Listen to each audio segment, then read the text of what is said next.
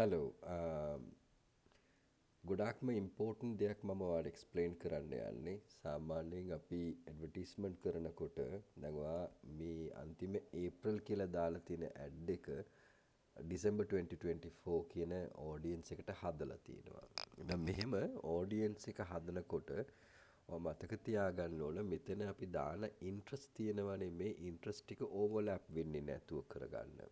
ඕවර්ලැප් වුණා නම් ඇඩ් එක ෆැටිග් වෙනවා. ඒ කියන්නේ එකම කට්ටියට දෙපාරක් තුන් පාරක් හතර සැරයක් වෙනවා. දැන් බලන්න beauty social concept interior design house properties වලට ඉන්ට්‍රස්ට් තියෙන කට්ටිය ඔය ගෲප් තුනේම එකම කට්ටිය ඉන්නවා නම් ඇඩ්වර්ටයිස්මන්ට් තුන් වතාවක් යාලට රිපීට් වෙයි. මම ඔඩියන්ස් දෙකක් හැදුවා. මෙන්න බලන්න ඔන්ලයින් ශොපිං රීටේල් සහ ඔන්ලයින් ශොපිං රීටේල් කියන මේ ඉන්ට්‍රස්ට් එක තියෙන කට්ටිය. ඊගාවට මම තව ඔඩියන්ස් එකක් හැදුවා ඉන්ටීරියර් ඩිසයින් වලට කැමති කට්ටිය කියලා. මම මේ දෙක හදලා ඉවර වුණාන් පස්සේ මෙහෙම ක්ලික් එකක් කරලා මෙතනට ඇවිත් show audience lab කියලා බලනකොට බලන්න මෙතන 100% ඒගොල්ලෝ එකම කට්ටිය. එතකොට මෙතන ඇත්තටම කියනවනම් 10 මිලියන් කට්ටිය ඉන්න ඔන්ලයින් පර්චේස් බෙඩ්ෂීට් කියන එක සහ ඉන්ටීරියර් ඩිසයින් වලට කැමති අය බලනකොට 100%ක්ම ඒගොල්ලෝ ඕවර්ලැප් වෙනවා. එතකොට එහෙම අපි කරනදී හරියට කරනකොට අපි ඇඩ්වර්ටයිස්මන්ට් එක ඕවර්ලැප් වෙන්නේ නැතුව කරගන්න පුළුවන්. දැන් මම බලන්නම් ඉන්ටීරියර් ඩිසයින් කියන මේ ඔඩියන්ස් එකට ගිහිල්ලා මම ওই ඉන්ටීරියර් ඩිසයින් එක එඩිට් කරනවා. ඒක හදන හැටි බලන්න. මම බෙඩ්ෂීට් කියලා විතරක් දාන්න. බෙඩ්ෂීට් කියලා විතරක් දාලා මෙතන ඔඩියන්ස් එකට ඇවිත් බෙඩ්ෂීට් කියන ඉන්ට්‍රස්ට් එක තියෙන කට්ටිය විතරක් අපි හොයාගමු. හරි. බෙඩ්ෂීට් වලට ඉන්ට්‍රස්ට් තියෙන කට්ටිය.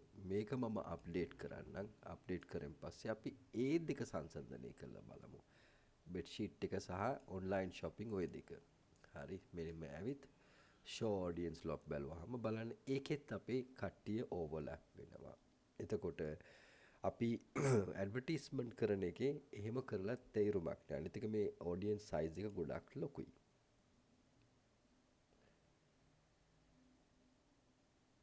අපි කලින් හදපු look like audience එකක් තියෙනවා. වෙබ්සයිට් එකට ආපු කලින් හදපු තව දෙකක් මම හදාගෙන ඉන්නවා මෙතන. ඒක අපි බලමු. කලින් හදපු audience එක සහ අපි දැන් හදලා තියෙන තුනම show overlap.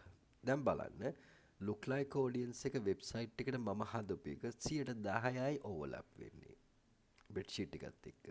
ඒතර online purchase එක අපි සංසන්දනය කළාම 10%යි overlap වෙන්නේ. bedsheet කියන එකට දානකොට overlap වෙන්නේ නැහැ bedsheet එකත් එක්ක look like audience online perches එකට නෙමෙයි බෙඩ්ෂීට් එකට 10%යි තියෙන්නේ. ඒකට හේතුව ඒ කට්ටිය ගොඩක්ම වෙනස්. අපි වෙබ්සයිට් එකට ගෙන්න ගත්ත කට්ටිය. ඒගොල්ලෝ බෙඩ්ෂීට් එක හදපු කට්ටිය වගේ නෙමෙයි කට්ටිය. හරි. එතකොට අපි මේ දේවල් තමයි කරන්න ඕන. අපි කලින් ඔඩියන්ස් එක හදලා සංසන්දනය කරලා බලන්න ඕනේ ඒගොල්ලෝ ඕවර්ලැප් වෙනවද කියලා. මම බෙඩ්ෂීට් කියලා අපි හදපු ඔඩියන්ස් එක සහ අපි කලින් හදපු look like ඔඩියන්ස් එක සංසන්දනය කරනකොට බලන්න අපි හදපු ඔඩියන්ස් එක ඇතුලේ බෙඩ්ෂීට් කට්ටිය ඉන්නවයි කියන එක එයා පෙන්නනවා. අපි look like ඔඩියන්ස් එකක් හැදුවනේ. කලින් ඒකේ 1 මිලියන් කට්ටිය ඉන්නවා. බෙඩ්ෂීට් එකට ඉන්ට්‍රස්ට් තියෙන කට්ටිය කීයක් ඉන්නවද look like ඔඩියන්ස් එක ඇතුලේ කියලා බලනකොට 100% මේගොල්ලෝ ඒක ඇතුලේ අඩංගු වෙනවා. එතකොට බෙඩ්ෂීට් එකට ඇඩ් එකක් දානකොට බෙඩ්ෂීට් එක හොඳයිද නැත්නම් look like audience එක හොඳයිද කියලා අපි බලනකොට ඇත්තටම අපි look like audience එක හොඳයි. ඒක ලොකු ඒරියා එකක්. ඒකේ අඩංගු වෙනවා මේ මිනිස්සු 100%ක්. ඒකයි මෙතන තියෙන explanation එක. එතකොට ඔයා මගෙන් අහන්න පුළුවන් එතකොට දෙකම තේරුවා නම් හොඳ නැද්ද කියලා. එපා. දෙකම තෝරගත්තා නම් ආයමතර රෙපිටිෂන් එකක් අපි කරන්නේ. එතකොට look like විතරක් තෝරලා අපි ඇඩ් එක කරන්න පුළුවන්. හරි. look like audienceලා හැබැයි අපි හදලා තියෙන මේ look like audienceලා කාටද bedsheet ටික දාපු කට්ටියට. ඒ නිසා අපි මොනවද කරන්න පුළුවන් මේ look like audience එක අපි වෙබ්සයිට් එකට නේ හැදුවේ. වෙබ්සයිට් එකට audience එක හදන්නේ නැතුව ආට ගොඩාක් අය මැසේජ් කරලා තියෙන නිසා create audience එක ඇතුළට ගිහිල්ලා customs audience එකක් අපි හදමු. වාගේ මැසේජ් ගෙන්න ගත්ත කට්ටියට. ඒතර Facebook page එක තෝරමු එතන. next කියලා දාමු. එතකොට ඔයාගේ pages ඔක්කොම එයි මෙතන. මේක මගේ එක පෙන්නන්නේ modern home එක මන් තේරුවා. anyone who engage with your page දවස් 30 ඇතුලේ anyone who engage with your page එක දාමු. ඊගාවට anyone who account center accounts who engage with any post or ad. හරි. ඔයාගේ මොන හරි post එකත් එක්ක engage වෙච්ච කට්ටිය. මෙතන message කරපු කට්ටිය. එතන අපිට අවශ්‍ය වෙන්නේ message කරපු කට්ටියනේ. දවස් 30න්. ඕකේ. ඒගොල්ලොත් අවශ්‍යයි අපිට. ඊගාවට engage වෙච්ච කට්ටිය කියලා දාමු අපි. engage with any post. ඔය දෙක කවුරු හරි ඔයාගේ page එකට visit කරපු කට්ටිය. ඔයාගේ page එකට එක්ක message කරපු කට්ටිය. ඔයාගේ page එකට මොනවා හරි post එකකට comment like share කරපු කට්ටිය. හරි. මම එක දාන්නම් messenger campaign engaged clients. Okay, for the past 30 days people who engaged in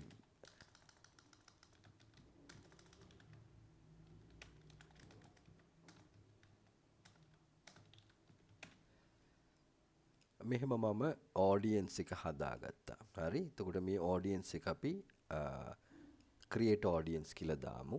දැන් මෙන් පස්සේ මේකට look like එකක් හදාගමු.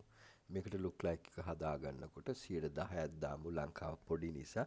හැබැයි 1 million වලටත් වැඩිය හොඳයි 7ක් වගේ දැම්මනම් හොඳයි. ලංකාව කියලා තෝරගමු අපි. ශ්‍රී ලංකාව තෝරගත්තා. messenger campaign engage clients. ඊට පස්සේ අපි create audience කරමු. අපි දැන් මොනවද කරන්න යන්නේ? For past 30 days people who engage in messenger සහ ඒ හා සමාන කට්ටිය 7ක් ඒගොල්ලෝව අපි ඊළඟ ඇඩ් එකට දාන්න යන්නේ. එතකොට bedsheet එක අවශ්‍ය නැහැ. online purchase bedsheet interest කියලා මම දැන් හදපු දෙක මම delete කරලා දාන්නම්. ඔයාට ඕන නම් ඒක මම තියන්නම්. කමන්නේ ඔයා ඉගෙන ගන්නත් පුළුවන් නේ. එතකොට මේ හතරම දැන් populate වෙනවා. website activity එක සහ messenger campaign clients ලා. ඒ දෙක අපි populate වුණෙන් පස්සේ ad එක අපි දාමු. හරි. එතකොට දැන් April වලට යන ad එක පවා මම හිතන්නේ useless. ඒකටත් අපි ඒක නතර කරලා වෙන audience වලට දාන්න වෙනවා. නැත්නම් ඔයා definitely මොනවද වෙන්න යන්නේ? ඔයාගේ ad එක collapse වෙයි.